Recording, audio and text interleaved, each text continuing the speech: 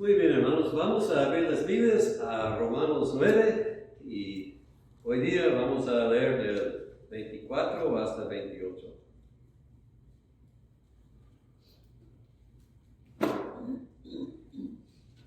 Voy a comenzar leyendo con versículo 22 para comenzar con el contexto mejor.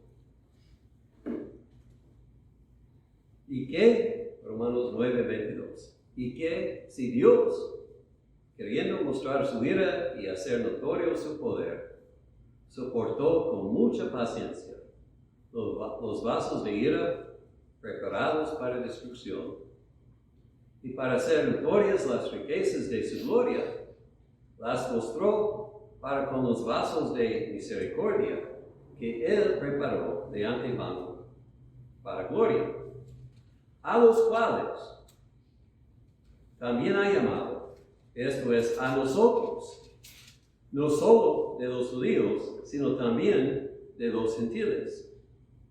Como también en Oseas dice: llamaré pueblo mío al que no era mi pueblo, y a la no amada, amada.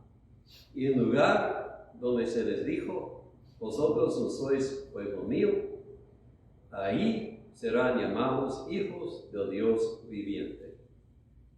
También Isaías clama tocante a Israel: si fuere el número de los hijos de Israel como la arena del mar, tan solo el remanente será salvo.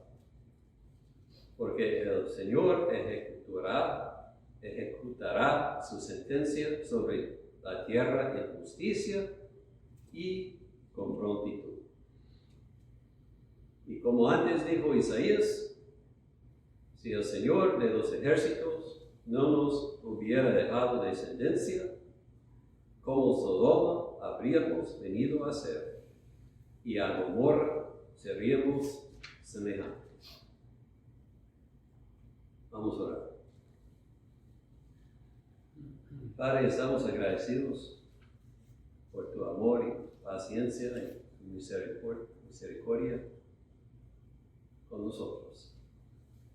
Te pedimos que en estos momentos abras nuestros ojos a ver con más claridad cuán grande es tu misericordia, para que te adoremos y te obedezcamos. En el nombre de Cristo Jesús. Amén. Bueno, Dios ha dicho que Él va a tener misericordia sobre quien quiere tener misericordia y va a endurecer a quien quiere endurecer. Y los hombres rebelan contra esto y dicen que Dios es injusto. Y Pablo nos explicó, como vimos el domingo pasado, que no es cuestión de justicia, sino de misericordia. Todos merecen ser juzgados y condenados. Pero Dios, por su amor, manifiesta misericordia a algunos. Y esto fue ilustrado por el, ¿cómo se dice? ¿Qué dirás? Pues, ¿quién ha resistido tu voluntad? Dirá el vaso de barro al que lo formó: ¿por qué me has hecho así? El alfarero puede hacer lo que quiere.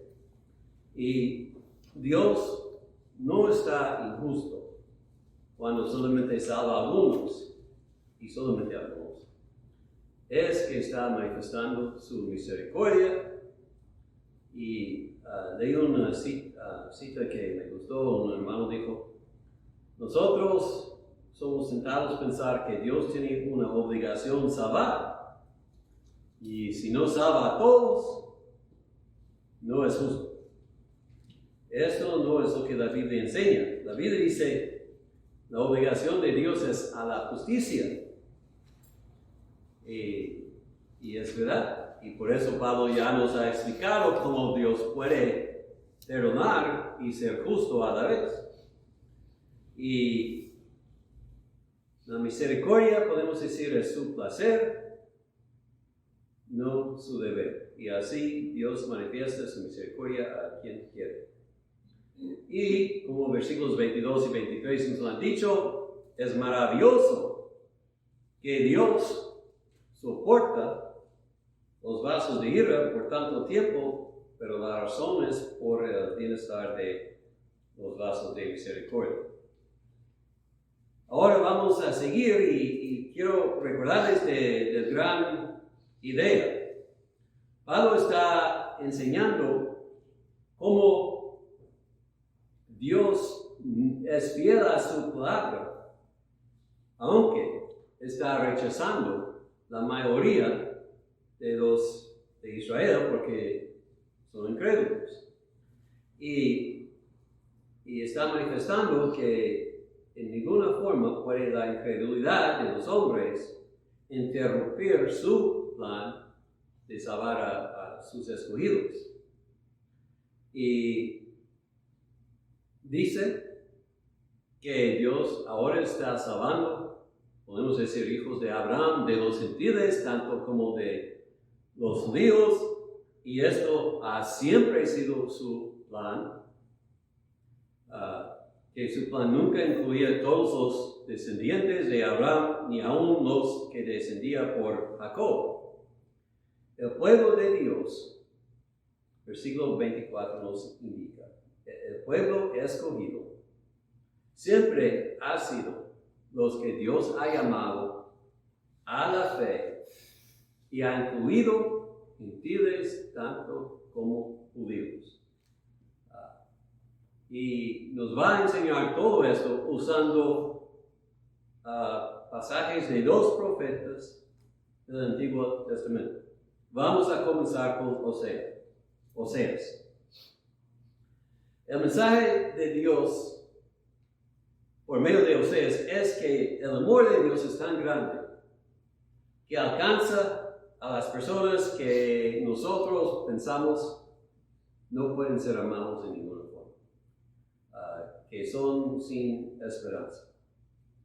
Y quiero recordarles de la historia de Oseas. Dios dijo al profeta que se casara con una mujer fornicaria. Y en su tiempo ella lo dejó y corría con otros hombres y en el fin cayó en esclavitud y él tenía que comprarla de su esclavitud, pero la compró como una esposa y no como una esclava. Y Dios dijo que esto ilustraba su amor fiel a un pueblo infiel. Me parece que esa historia es como la historia del hijo pródigo en el Nuevo Testamento. Manifiesta cuán grande es el amor de Dios para los almas perdidas y cómo Dios trabaja para buscarlos a ellos. Los hijos de Oseas, hubo 3 que recibieron nombres simbólicos. Y uno fue llamado Lo Ruhamah, que quiere decir no amado, o no amada porque fue hija, yo creo. Y otro, Lo Amí, que quiere decir no mi pueblo, porque al principio así consideraba a Dios a los 10 tribus del norte por su rebelión. Pero prometió que en un tiempo Lo Amí iba a ser llamado Amí, o sea, no mi pueblo iba a ser llamado mi pueblo, y no amada iba a ser llamada amada. Entonces, Pedro y Pablo, los dos, refieren a este pasaje y dicen que se cumple últimamente en la iglesia. Y para referencia, déjenme leerles 1 de Pedro,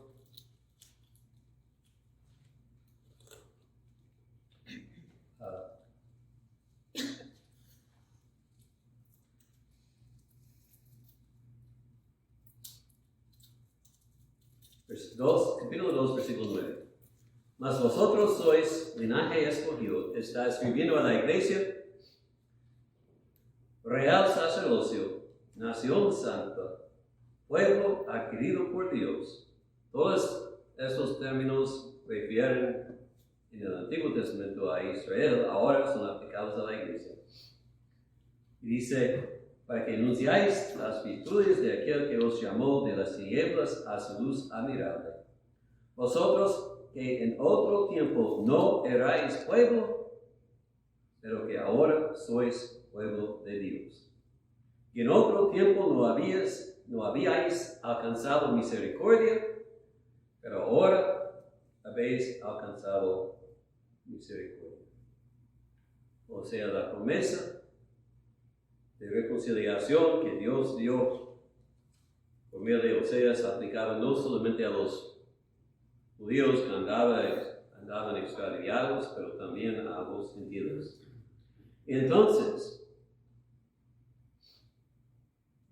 mi pueblo, ahora Dios está llamando de todas las naciones en la tierra y de todo lenguaje y todo tribu. Está llamando al pueblo, personas de toda la tierra, para ser parte de su nación nueva, que consiste en la iglesia. No amar los que no habían experimentado el amor de Dios, ahora están gozando en él, en su plenitud, porque han sido llamados de las tinieblas a la luz, para gozar en el amor de Dios. Y ahora, como versículo 26, otra vez en Romanos 9, dice, ya somos hijos del Dios viviente. Qué privilegio ser llamados sus hijos. Nosotros que éramos rebeldes y pecadores. Pero aunque nosotros, como dicen Efesios, éramos en otro tiempo sin esperanza en sí, Dios en el mundo, ahora habiendo sido llamados a la fe en Cristo, somos considerados hijos de Dios vivo y herederos de las promesas a Abraham. El amor de Dios es increíble. Entonces, y esto no es el único pasaje, pero es lo que el apóstol cita del Antiguo Testamento. Los gentiles siempre han sido incluidos en el amor de Dios. En verdad, Abraham mismo fue un pagano, un gentil, hasta que Dios le llamó. La más famosa persona en el Antiguo Testamento, me parece, de esto es Ruth, quien fue de Moab, y también varios centuriones en los días de Jesús. Eran gentiles, pero adoraban a Dios verdadero.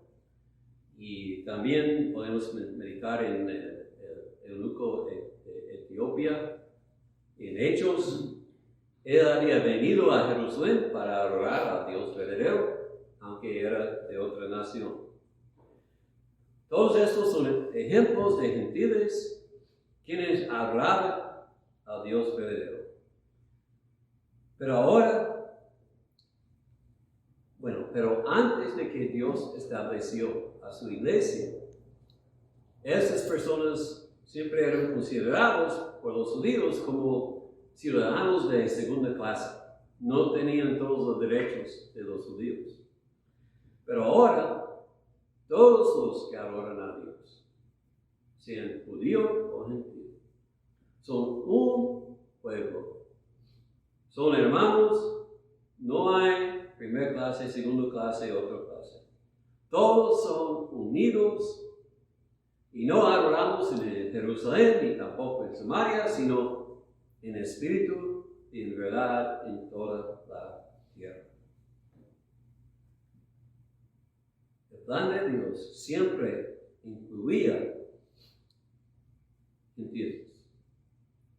Ahora, de Isaías vemos que el plan de Dios nunca incluía todos los descendientes de Jacob. Dios, Isaías dice aquí, va a aventar la paja de la nación que fue llamada Israel. Y para los que hoy día piensan que todos los judíos son salvos o son seguros solamente por ser judíos, Pablo los refiere a unas profecías, de Isaías. Primero, Isaías clama tocante a Israel. Si fuera el número de los hijos de Israel como la arena del mar, que fue la promesa a Abraham de su descendencia, tan solo el remanente será salvo. Esto manifestaba que Dios iba a enviar un juicio tan grande sobre los que no creen. Versículo 28. Dios, el Señor, ejecutará su sentencia sobre la tierra en justicia y con prontitud, cierto y seguro, y pronto. Y versículo 29, si el Señor de los ejércitos no nos hubiera dejado descendencia, o literalmente semilla, como Sodoma habríamos venido a ser. Y aquí otra vez vemos la justicia y la misericordia de Dios. Dios iba en justicia juzgar a Israel. Pudo haber juzgado a todos y sería justo. Pero en su misericordia apartó para sí un remanente, una semilla, y no los destruyó completamente. Sodoma y Gomorra, deben recordar, fueron quemados con fuego, destruidos con los granizos y el fuego que cayó del cielo, cuando Dios dijo que ellos habían llenado sus pecados y que Él no pudo soportar más. Y Él pudo haber hecho lo mismo con Israel, pero en lugar preservó una remanente. Y la idea de semilla aquí, la razón que estoy enfatizando es que está refiriendo a la práctica que ellos tenían en aquellos días, que cuando hubo cosecha, apartaban una porción de la semilla para sembrar en el próximo año. Y Dios apartó una porción de su pueblo y destruyó lo demás en el tiempo de los asirios, en el tiempo de Babilonia, y otra vez en el año 70 de nuestro Señor, cuando llegó a su término de la nación de Israel en los tiempos bíblicos. ¿Saben? La historia de lo que nosotros llamamos el pueblo escogido es una historia de pecado y de rebelión contra Dios. No es una historia de justicia. En los tiempos de los jueces, todos hicieron lo que era correcto en sus propios ojos. En los tiempos de los reyes, casi todos los reyes, con algunas excepciones, adoraban a ídolos y llenaron a la tierra con sangre. Aún en los tiempos después del exilio, la mayoría siguieron su propio camino, hicieron lo que quisieron y pecaron y no confiaban en el Dios verdadero. Pero ¿por qué Dios no los destruyó enteramente? Porque guardaba para sí una semilla. En tiempos de Elías, cuando Elías dijo, yo soy el único, Dios le dijo, yo he guardado 7,000 que no han doblado sus rodillas a los Baales. Y otra vez, en otros tiempos, guardó a algunos. Entonces, si Dios no había sido muy fácil con ellos, y si si no había ejercitado un amor increíble hacia ellos,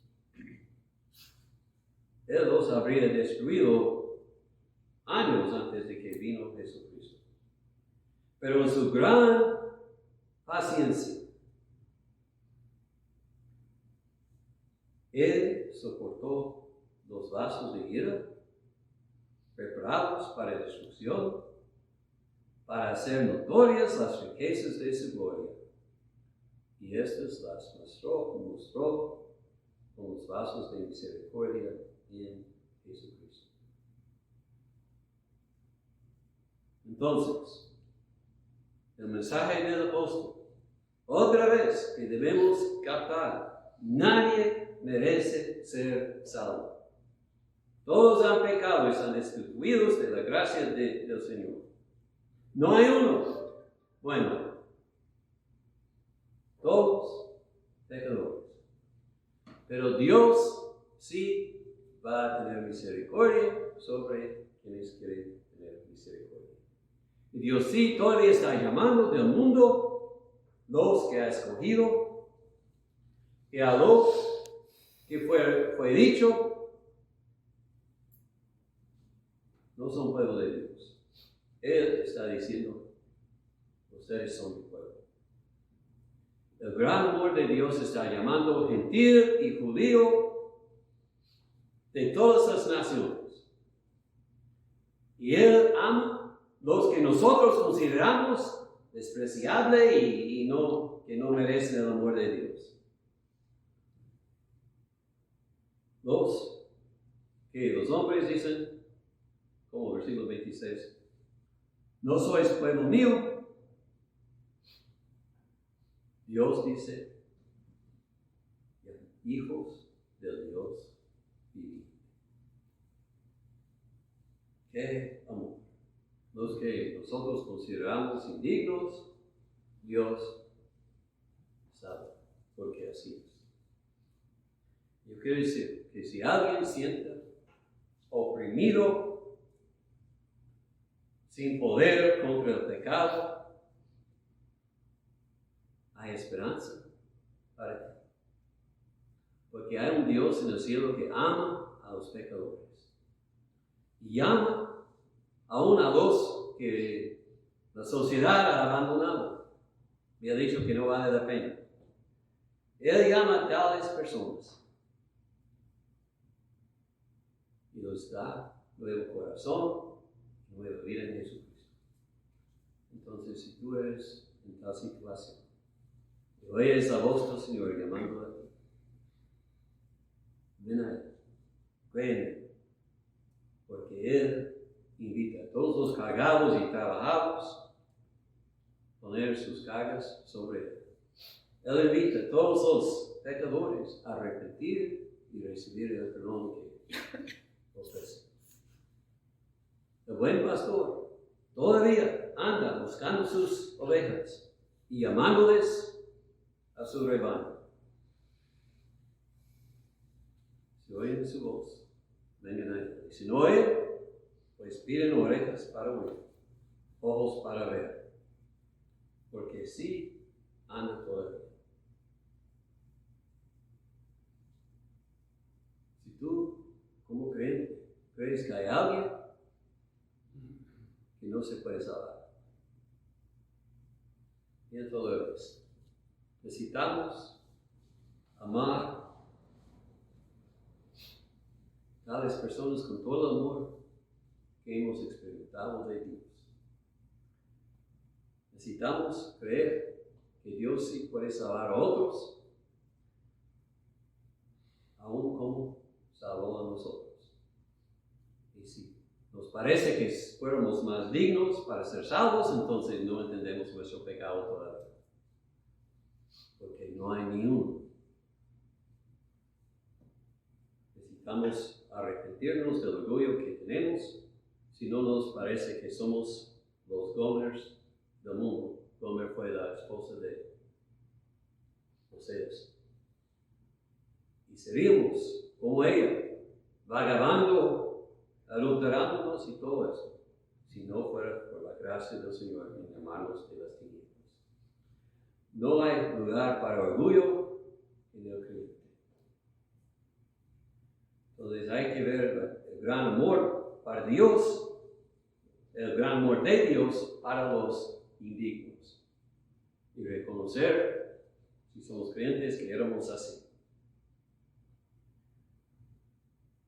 Queremos aprender otra vez que ser parte de la iglesia o de un pueblo cierto no garantiza la vida eterna. No todos que dicen que son cristianos, no más que todos los que son de Israel, son de Israel. El Señor sabe quiénes son suyos. Dios mira al corazón. Si tienes un nuevo corazón que ama la justicia y que se arrepiente del pecado y que busca la santidad, aunque a veces tropiezcas, si estás mirando a Jesús, vas a ser salvo. Pero si tu corazón está enfocado en el mundo y buscando lo que el mundo ofrece y en lo que me complace a mí, entonces debe tener. Porque solamente una remanente va a ser salvo. Y si Dios no deja una remanente, no será. La mayoría de los que dicen que son cristianos en este mundo no son diferentes de la mayoría que dijeron tenemos a Abraham como nuestro padre. Están confiando en la carne y no en el Espíritu. Y Dios sabe, y Él sabe apartar a los creyentes de los incrédulos. El tiempo de su cosecha se acerca. Y si no has sido nacido de nuevo por el Espíritu Santo, debes tener y pedir misericordia de Dios que te dé nueva vida. Es muy triste, Pablo dice. Los judíos tenían tanta oportunidad, tantos privilegios, pero rechazaban a Jesús. Ellos estaban cegados por sus prejuicios y en respeto a la palabra. Y por eso, cuando Cristo vino a ellos, lo llamaban blasfemador y lo acusaban de cosas tales. Y nosotros necesitamos guardarnos para que no caigamos en la misma tentación. Necesitamos escuchar a la palabra de Dios con cuidado, siempre orando que Dios nos conceda entendimiento y luz, y no confiando en la tradición o en la familia o en otra cosa. Puede decirles hoy día, lo que nosotros necesitamos no es mejor iglesia o más cosas pasando en la iglesia. Lo que necesitamos es caminarnos más cerca a Jesús. Y el remanente es la regla de la vida. Por eso, la iglesia y todas las instituciones cristianas que tenemos, seminarios, estos, constantemente necesitamos renovación. Pues, llegamos a un punto en que estamos considerados, somos benditos de Dios y por eso no nos preocupamos en servirlo con fidelidad. Yo he visto tantas iglesias grandes, cuando el pastor muere o se va, se caen en pedazos y casi nadie sigue al Señor nomás. ¿Por qué? Porque la mayoría seguían al pastor y no al Señor. No podemos ser así. Necesitamos seguir a Jesús. Y no debemos desmayarnos cuando vemos poquitos siguiendo a Jesús. Porque Dios preserva el remanente. rebaño. No son muchos, en un tiempo quizás, pero un día, cuando vemos todos los que Dios ha congregado para sí mismo, va a ser una multitud que no podemos contar. Y espero este día. Hijos de Dios viviente. Eso es lo que son los que confían en Cristo. Qué privilegio. No importa la raza, no importa la lengua. Por eso no debe importarnos a nosotros tampoco. Somos todos hermanos en Cristo y debemos vivir así. Vamos a orar. Padre, gracias por habernos amado con un amor tan grande, que aunque éramos indignos, nos llamaste de las tinieblas a la luz. Aunque éramos no amados, nos amaste. Y que ahora nosotros que éramos llamados no su pueblo, ahora somos llamados tu pueblo. Oh, llena nuestros corazones con agradecimiento y nuestras vidas con santidad para manifestar que te amamos. Padre, te pedimos, si hay alguien escuchando que no ha venido de las tinieblas a la luz todavía, que no ha sido tocado por tu amor, abre sus ojos ahora, para que vea